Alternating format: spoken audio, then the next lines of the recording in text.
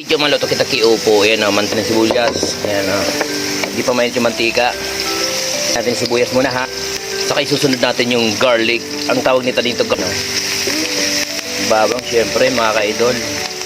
Magluluto tayo ng upong may sardinas. Yun. Ilalagyan natin ng kamatis. Kamatis lang muna yan. Ayan, magluluto tayo. So, shoutout sa mga magaling magluto dyan. Hindi marunong magluto dyan. Comment na lang.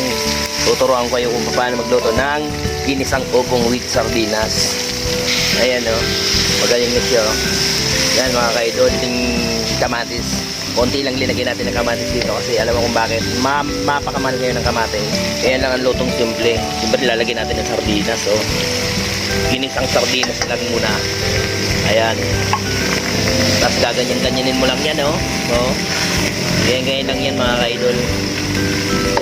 Ikisay mo muna yung sardinas, tapos gaganyan-ganyanin mo siya. Ayan po. Saka syempre ilalagay lang upo. Upo, oh. Upo. Ayan. Kulay na magalang. Upo. Pero kung di ko tinutubigan yan. Saka tatakpan muna natin yan mga kaidol. Ito pang takip natin. Ayan. Ayan, bubuksan na natin to. Ayan. Okay, halo-haloin lang yan. Parang paghahalo lang ng pag-ibig yan mga kaidol. Ayan yun. Diba? Hindi mo na kailangan maglagay ng tubig dyan. Kasi simpleng luto lang to. Ito ang tinatawag ng mga simpleng lutong pambahay. Upong may sardinas. Makatikin na ba kayo yan? Ganyan lang tayo kumain yan. Kakainin natin yan mamaya. Saka syempre lalagyan natin siya ng pang-paroma. Bitchin, no? Nakita nyo ba yun? Ang dami, diba?